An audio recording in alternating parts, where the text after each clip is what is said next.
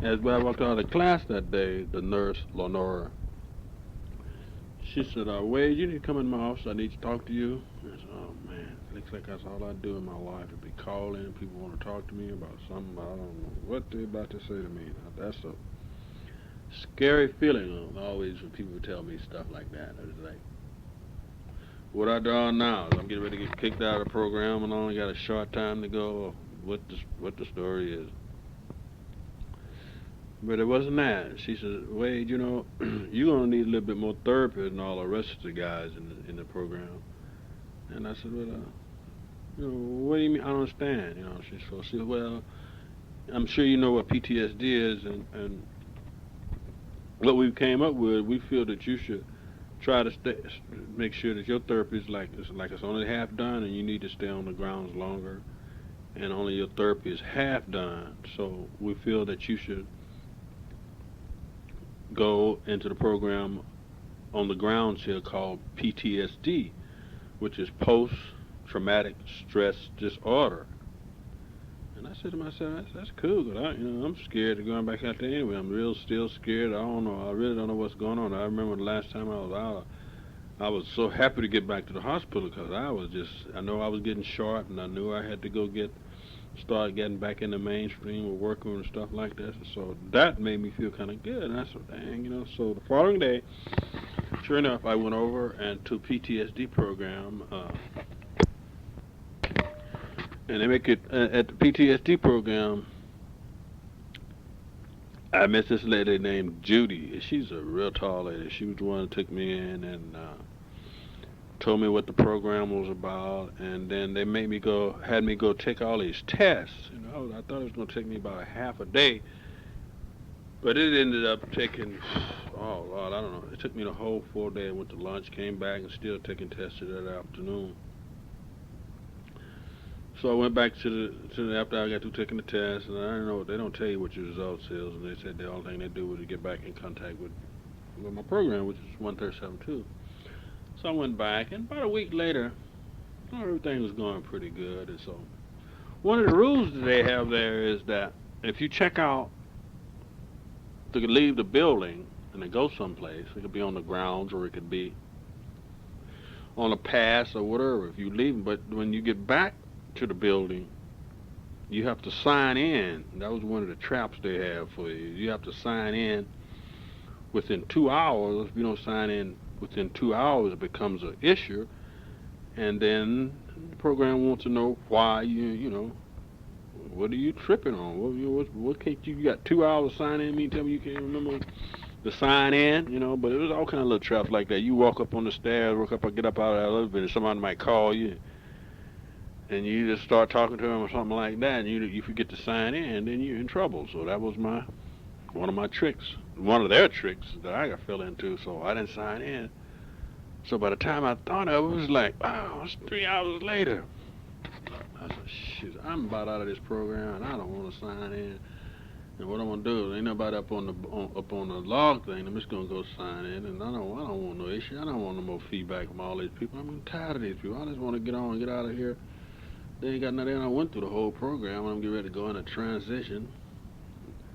And I'm a senior, not a senior. I have been a senior once, and I have become a senior twice. The seniors are the ones that you supposed to be setting examples to the rest of the newcomers that's coming into the program, and here I am and stuff like that. So I went on to sign that in, and about I don't know, it wasn't no time short and stuff like that. And my sponsor Steve Milton came to me. He called me Pittman. He said, Pittman, man, you know that ain't right. I said, what you talking about? Like I don't know. I said, oh man, there ain't no buddy thing in here. You done messed up. You got to face the consequences. I said, oh man, like now I got to go face this issue thing. Like with the people and stuff. So I'm a senior. Thursday night coming up, the big night where all the seniors, the graduates, and all the staff and all the people that ever graduated from the program comes in, and that's when they accept the new people into the program or don't accept the new people in the program. You got to go through all kinds of stuff, and then they go to the next thing, which is the issues of the night of what's going on. So when I got to explain my issue, why did I lie? And wow. And then I had to write all kind of a long letter explaining it to him, and I had to read it to the whole community. And I was, I was saying, what. Then that topic was they had me that they had. They said, what is the good of lying? Well, no, what is the benefit of lying? And I had to write about that, and I was said that there was nothing good come out of it, and blah blah blah, just a whole bunch of things. Just everything I said was like it was negative because I had lied, and then the community boy they jumped on me. You mean to tell me? I remember this one girl named Joe. Oh, he was just a tyrant. I'll never forget Joe, as long as I live. Best thing he thought I hate. I thought he hated my guts. And he told me, boy, he said, you need to be sitting in that jail. You need to be kicked out of this program right now. Boy, I'm sitting there and I wanted to tell him that I didn't like him and never liked the way he talked to people, and there's just all kinds of things I wanted to tell Joe. But I couldn't say nothing because I'd been running before. I'd been opening my mouth and telling my opinions to people, so I had to sit there and take and hear all these comments coming from other people, and it was just terrible for me. I just didn't know how to handle it. Sometimes I didn't. I said, well, dang. I said to myself when they were talking to me, I kind of like shut down. I said, oh, way they're gonna get me out of here. They're gonna have to kick me out because I ain't leaving. Because I know if I run, I'm gonna be regretting this the rest of my life. So I stayed. And we went to the bathroom and stuff like nobody was looking at it. I was feeling so bad and down. All the new people said, "Man, we thought you was a good guy, man. You the worst liar in here." They coming up to me, and then I had one person out of the whole program came up to me and said something. I was in the bathroom and I was taking a leak, and he came up and he said, "Your name was Linda, the Christian counselor for the program." Came up to me. He didn't say but a couple of words. He said, he called me Zebedee because he always called me Zebedee because he knew I was related to Elijah James Pittman. And he always called me Zebedee. I think he used to get a kick out of calling me Zebedee. And he just said, "Zebedee, you didn't run." And that was the only pleasant thing that I heard out of all the things I had been hearing. It seemed like it was 3 hours they was on me. And I had to draw for that one little thing. He said to me, "You did not run, Zebedee." And I just kept that no matter what else I felt for the next 2, 3, 4 days. It passed, it didn't pass right off, but it showed me that, hey, lying, what's lying gonna do? You done been through this program. I remember one other thing that was said to me that Harold Smith said to me. He said, Wade, he said, you seem like one of those guys that what was it? Your drug of choice was alcohol, but you seem like one of those guys that would go back and use marijuana as substitute for your addiction, thinking you can get away with it because when you lie like that, that's what happens to people like that. And I remember him saying all the time that, he said, if you stay clean, I don't know how long it's going to take you, I don't know how long, but I guarantee you this much. And he always made it a personal type thing, like, if you don't use no more whatever your drug of choice is, I guarantee your life is going to get better and better and better no matter what.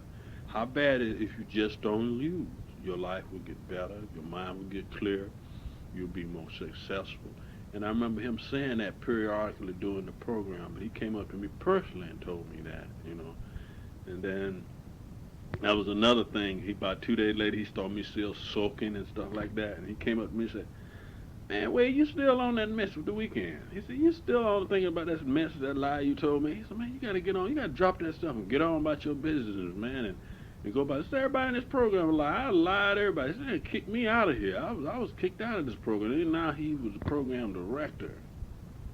He had been through a lot. Harold had been in prison, and he had like 12 years clean when I was in the program.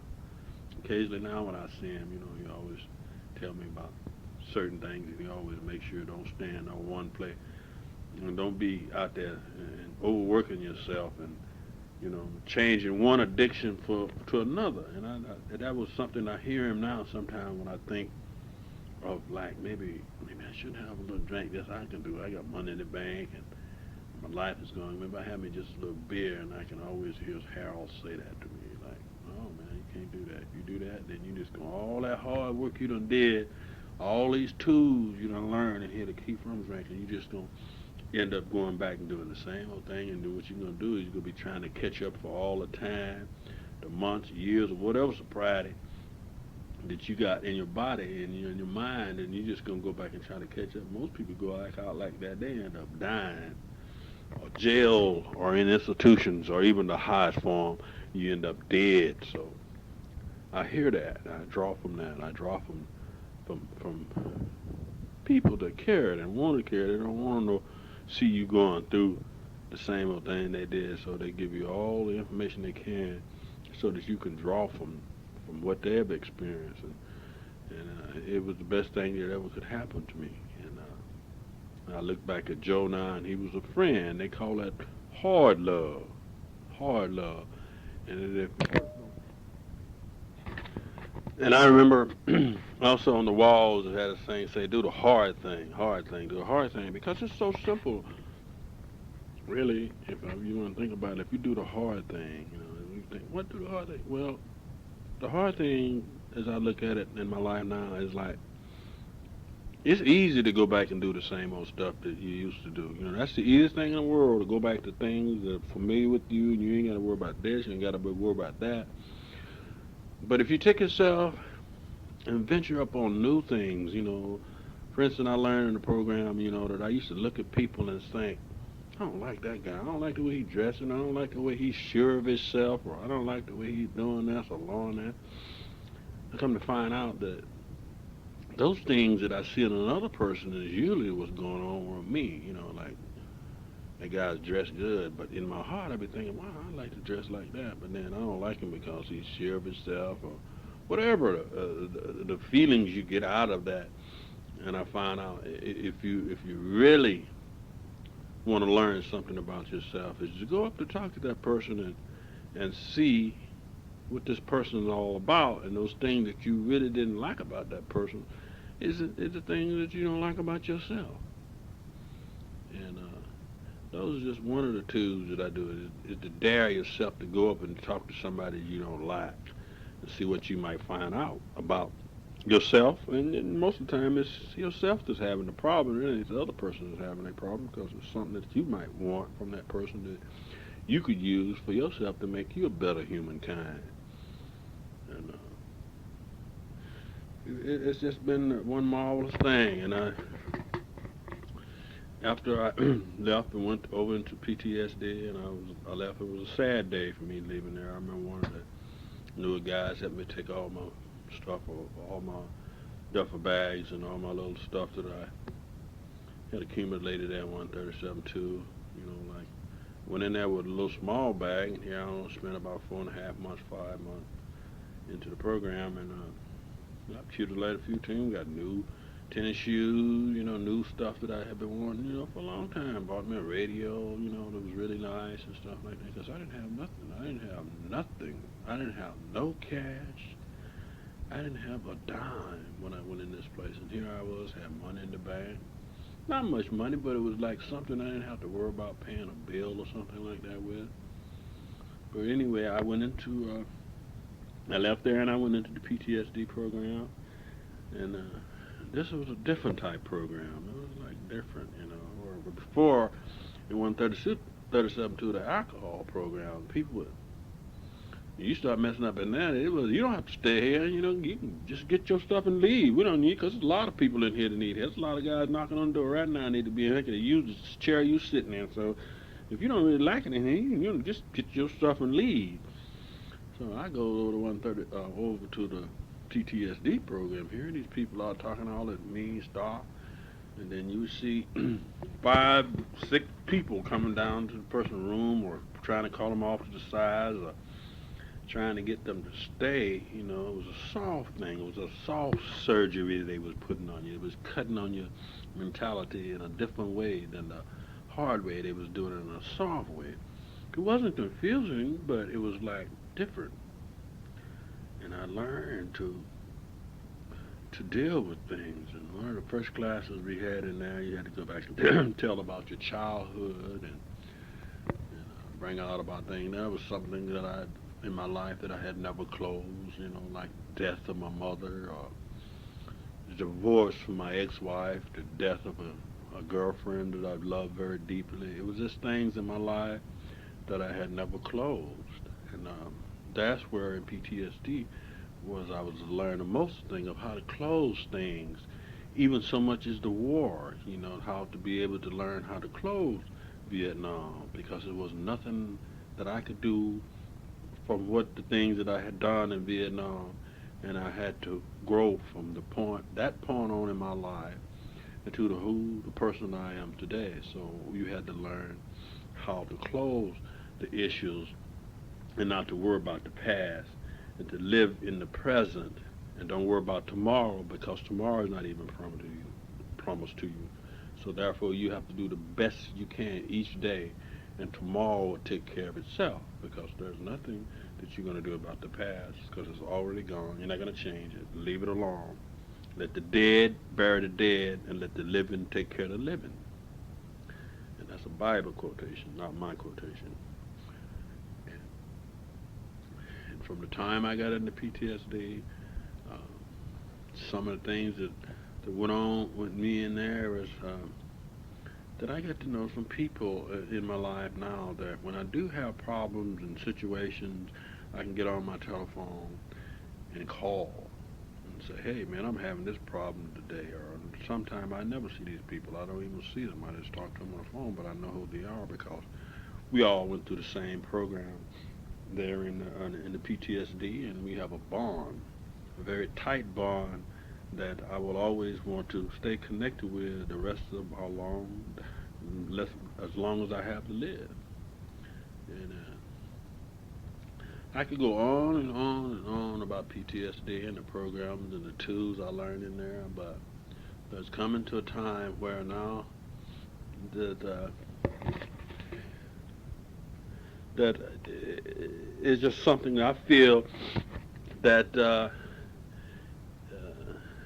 is it's a closure as far as not the program itself, but the closure in my life of things that I know now how to deal with a lot of stuff that I never had to deal with before. I know how to deal with feelings that I never would deal with before. My addiction, the nightmares, the flashbacks, the anxiety, the depressions, all these things that used to just haunt me and carry me and that I used to medicate with myself now. I can be able to share those things with people that I love and care about and wants to get on with my life and do the thing that is hard and that is right and that is blessed to be able to do.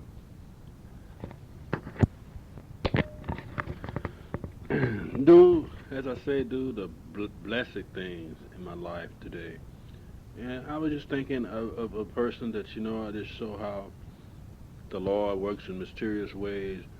Before I truly leave the PTSD program, I was just thinking about one of my friends that I used to hitchhike with, and he used to watch after me some 40 years prior.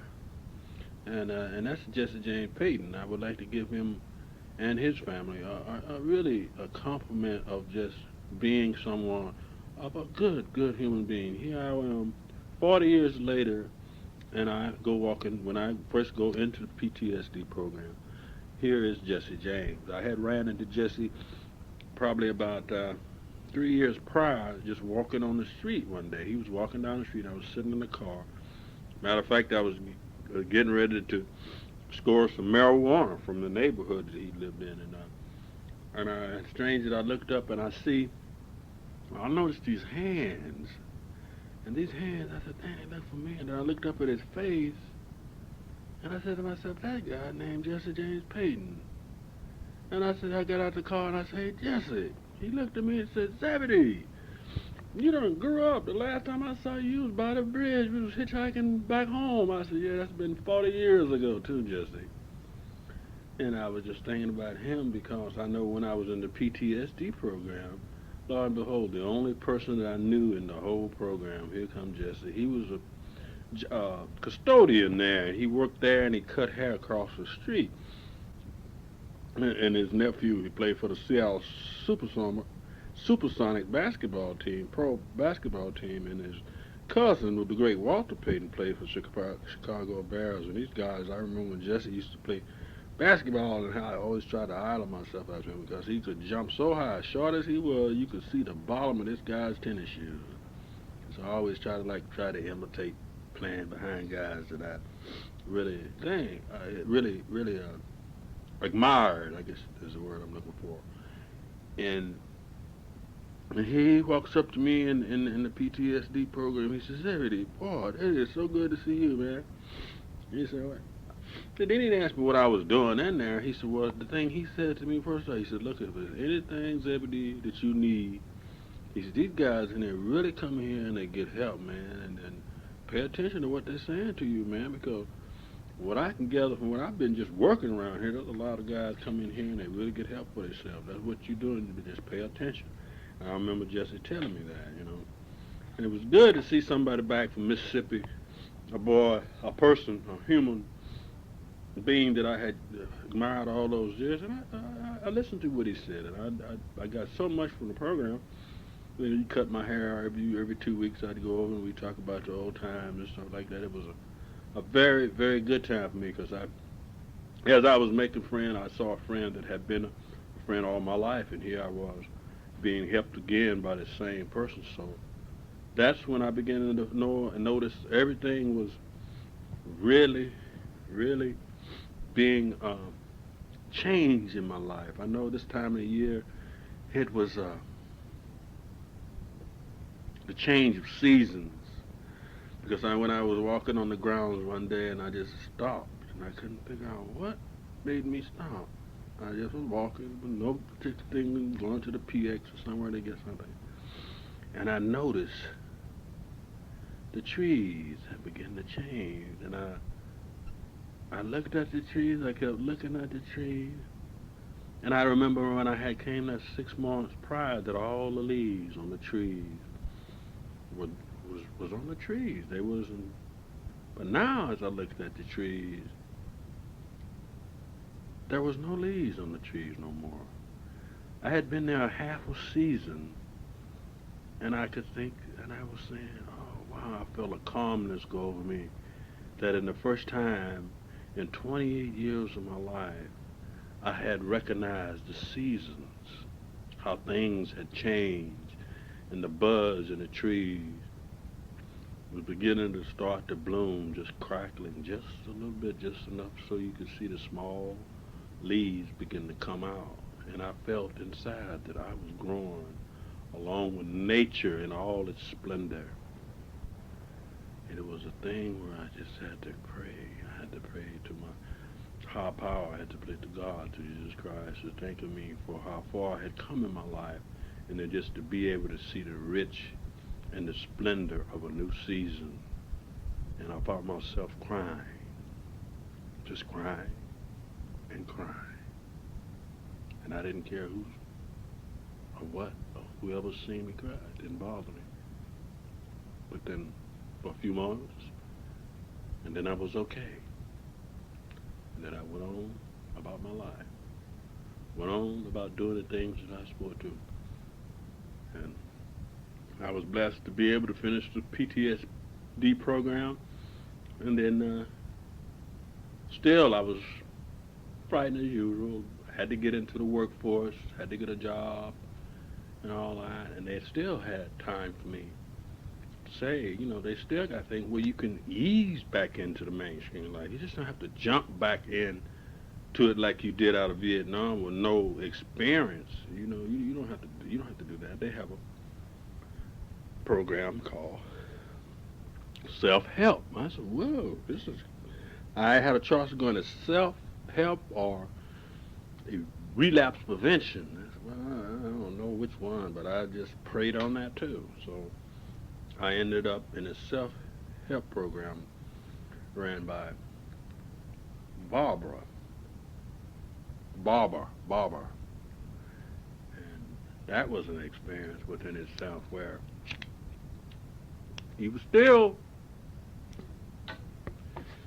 on the grounds, and I just wasn't ready to go back. I had all these 28 years of addiction. I saw guys running out there to get back into the world, I wasn't so eager to get back in the world. I felt a certain security staying on the grounds, of being having to have 3 meals a day. I had picked up weight. My mind was clear, and I was trying to figure out what I wanted to do with the rest of my life. And it goes back to what my sister Lucille had said to me when I was there. She said, "Zebedee, just don't be down there just sleeping and eating good food every day. You take the time sometime or every day. You figure out what you want to do with your life, when you get out of there, because this is a good time for you to rest, but eventually you're going to have to get back out here and work just like everybody else does." So I realized that, and I took the good time to start in the self-help program to embark upon my new venture, which is being a carpenter, which I had done spare part-time for about 10 years in the prior years, and I was getting fairly good at it. And then I picked up another trade, which being a tile setter. And so I put advertisement in the self-help program to get put into the computers, where that's what I did, and get advertisement. And then that's when I began to do small jobs here and there. And then I ran into some beautiful people like Carol, Barbara Jones,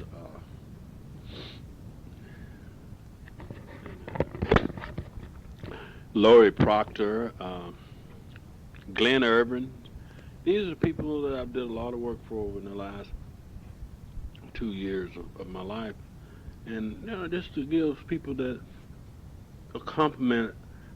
For instance, I remember the first time I went out on a job, and I was afraid, and the only thing I had as far as transportation was a bicycle, and they had to find jobs for me that was close within bicycle range where I could get to every day, and it was for Carol and her husband Hank and their son Rex, and it's for tile setter, and I was a carpenter more than a tile setter, and I hadn't really did any much work on tile setting, but I had did enough to know that I could be able to handle it by reading books or getting some expert that call and help me out. I knew where to go now, and where before I would have just tried to probably figure it out on my own, or been too proud to ask for help.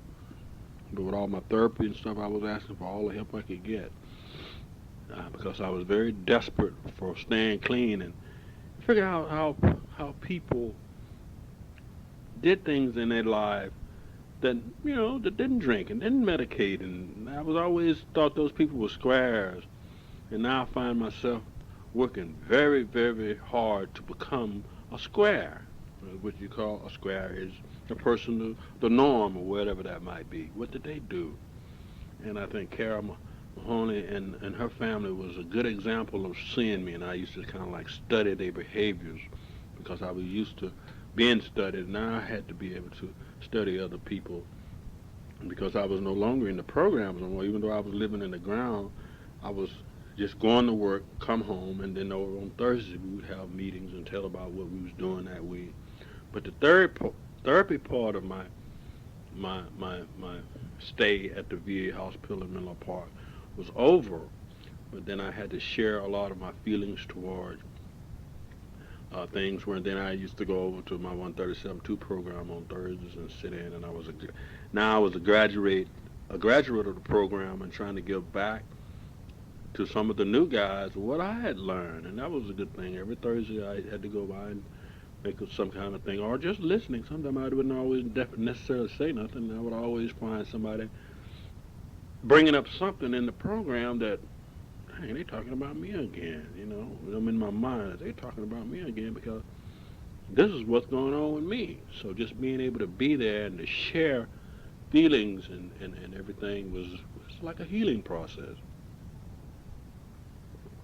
And then being around on the outside, coming back to the place, getting therapy in a sense, going out working, and I was noticing myself studying the Mahoneys a lot, because it was like, what do they do? What do people do when they go to work? These people, they go to work every day. They come home. They take care of their son. They watch maybe movies on TV, or Carol's playing up piano, or they did simple things.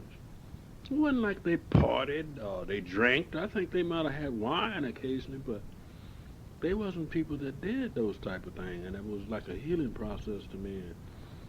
And I remember one time after working there for a certain length of time, I hear them have a disagreement about something, and it was like that was an argument, but look how they handled that. It was about their son had went out and did something that he wasn't supposed to do, and the husband Hank said, he have to learn what responsibility is. Where most people that I had known in my life would be like yelling and screaming and doing all sorts of crazy things to the children. It just was something new to me, and I wanted that. I wanted to learn how to be able to do the norm, and I began to do that with other people. I saw how they.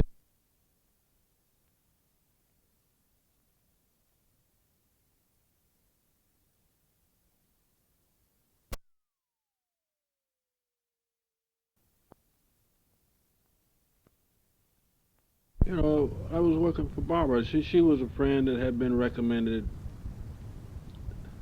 through Carol, and her husband saying that that I did a good job and I was conscious about my work and I was a very clean person and a perfectionist and all that stuff. It was all the good stuff she had recommended me for. And I remember I was doing her bathroom, and after it was almost finished, and I had all the towels set and everything. And she had these 2 bags of thin set to be. One was to go on the floor, and one was to go onto the shower basin.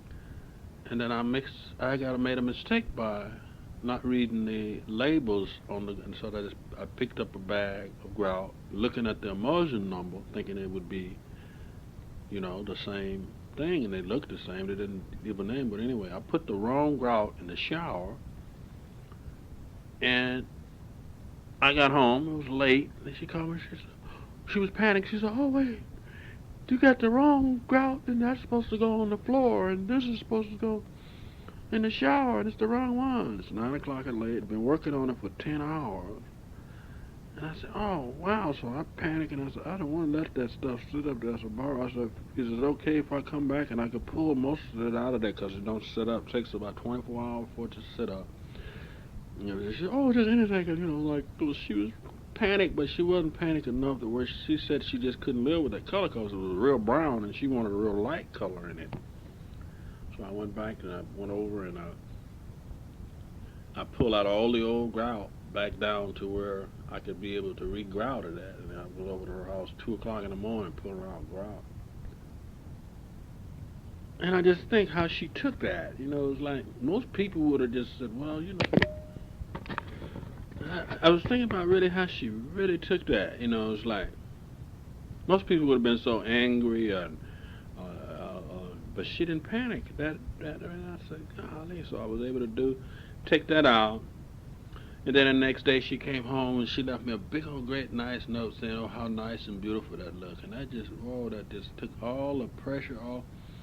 And I can remember think about like when I was been in my addiction, I would just probably picked up my tools and just left and just try to go on to the next customer. But I didn't run and I stayed, and that was helping me. And she was even a little note that she wrote me. She'll never know. I think how much that helped me as a person to help me get my esteem back up, and by me doing the hard thing about doing what was proper for someone. And I remember another little small incident that this was days after, months after I had completed her bathroom, and she was always raving about it when her friends were by. And I did quite a few things for her, but that was the main project I think I really ever did for her.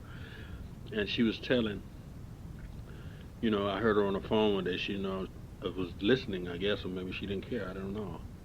Like she was saying, how neat I was and how I don't mess, how you mess things up, and I think she was really trying to find me some more work, and that made me feel so good, I was like, golly, this is really rewarding just to see how this thing is. And I remember another incident that she was saying. She called me up on the phone, and her her sink down in her garage had backed up, and she couldn't get She couldn't wash her clothes and stuff like that. And I live a long ways from her. I live in Berkeley, and she lived way out of Mountain View. And I said to myself, I said, dang, Barbara. I said, oh, no, I didn't say to myself. I said to her, I said, Barbara, I said, you want me to come way down to Mountain View just to unplug that? You can call a plumber in, and that'll probably be the thing. Probably be cheaper for you to do it that way. And she said the most profound thing to me that I never forget. She said, Wade, I trust you. He said, I don't know those other people. I trust you to come fix that. And then she had panicked, and not so she had panicked. It was just like, woo. She had put me in my place and saying, like I never heard those words, trust. People just telling me that they trusted me. And anyway, she finally got it fixed, but it was just a way to hear somebody saying to me, I could hear the sincerity in her voice. And it wasn't about that she couldn't afford maybe to get somebody else to fix it, but she wanted me to fix it.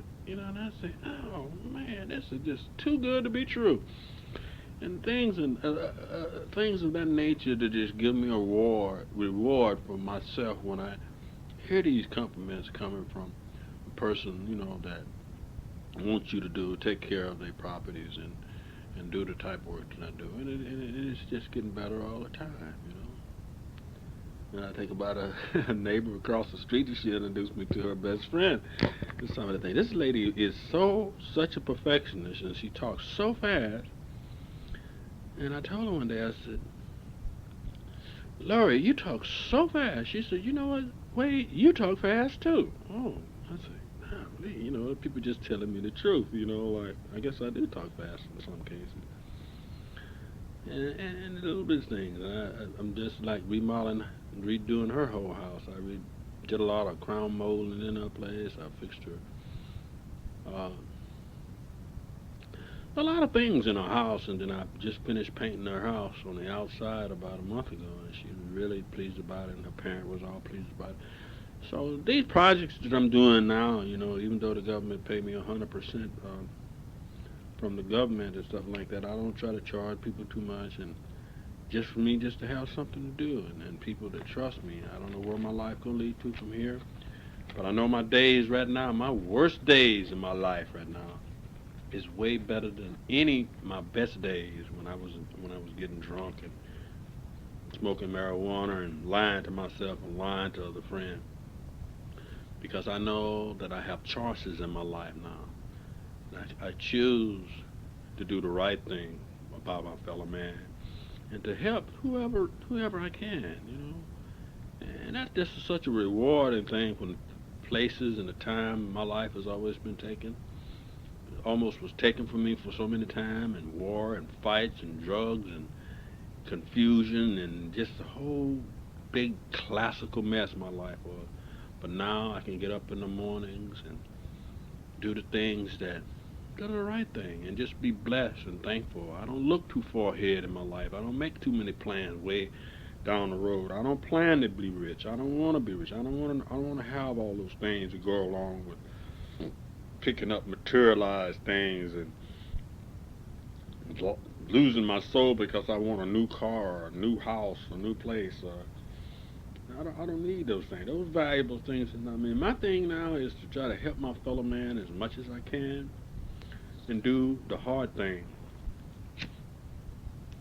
And it makes life so much easier to be able to have a smile on your face, to be able to just go work in my garden, to be able to take some kids fishing, or be able to help an old lady across the street, or just do the little simple things that one might not even think about, or just take the time out and go smell a rose. So my life is so much better now. I don't know what tomorrow will bring me, but there is one thing I know about my life. I don't never, ever want to go back to where I came from. Now I ask God through Jesus Christ to give me strength to carry on and to help my fellow man. And I pray for myself. I pray for other people to give me strength to be able to do the right things will bring a smile upon people's face rather than making them angry. I can be able to walk away from a crazy, loud situation where I used to couldn't be able to do those things. No longer need to be violent. No longer need to have to be angry or let people get inside of me and just make me act the old Wade. I prefer to walk away and to say, hey, and to live again another day. This life has been a whole big different ball game.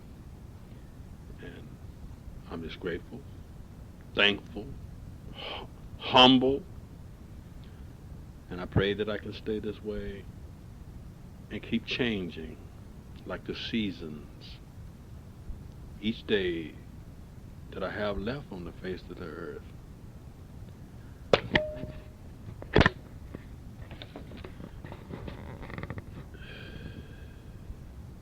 I would like to be remembered as a humanitarian, and that others will learn that the acquiring of power and money is a terrible waste of the journey of life. That I don't be a man of success, but a man of value to my fellow man. God is in every man, but every man is not in God. I went away from God in my life, but God did not go away from me. It's one thing that I truly like about growing old